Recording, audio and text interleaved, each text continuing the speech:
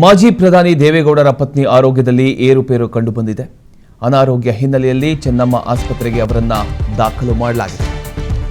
ಉಸಿರಾಟದ ಸಮಸ್ಯೆಯಿಂದ ಚೆನ್ನಮ್ಮನವರು ಬಳಲ್ತಾ ಇದ್ದಾರೆ. ನಗರದ ಮಣಿಪಾಲ್ ಆಸ್ಪತ್ರೆಗೆ ಚೆನ್ನಮ್ಮ ಅವರು ದಾಖಲಾಗಿದ್ದಾರೆ.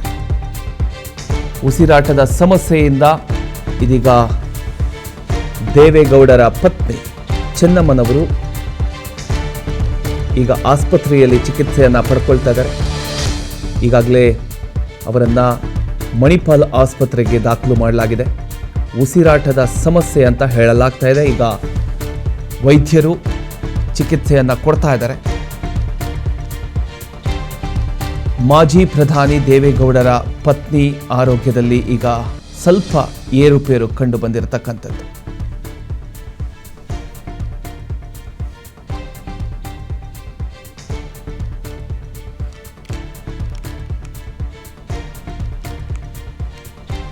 ಈಗಾಗಲೇ ಮಾಜಿ ಪ್ರಧಾನಿ ದೇವೇಗೌಡರ ಪತ್ನಿಯವರನ್ನು ಮಣಿಪಾಲ್ ಆಸ್ಪತ್ರೆಗೆ ಕರೆದೊಯ್ಯಲಾಗಿದೆ.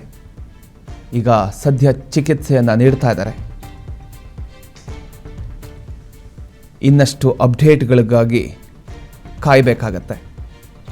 ಅನಾರೋಗ್ಯದ ಹಿನ್ನೆಲೆಯಲ್ಲಿ ಚೆನ್ನಮ್ಮನವರನ್ನು ಮಣಿಪಾಲದ ಆ ಒಂದು ಆಸ್ಪತ್ರೆಗೆ ದಾಖಲು ಮಾಡಲಾಗಿದೆ.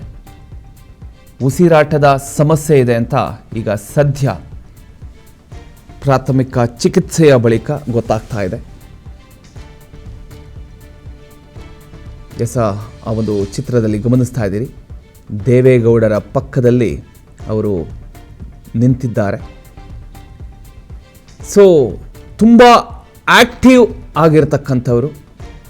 ಅವರ ಬಗ್ಗೆ ಒಂದಿಷ್ಟು ವಿಚಾರಗಳನ್ನು ಕೇಳಿದ್ವಿ.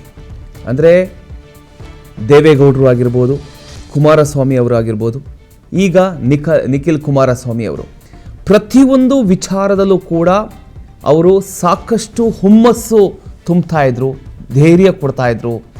ಹೀಗಲ್ಲ ಹೀಗೆ ಮಾಡಿ ಅನ್ನುವಂಥ ವಿಚಾರವನ್ನು ಮನೆಯಲ್ಲಿ ಮಾತನಾಡ್ತಾ ಇದ್ರು.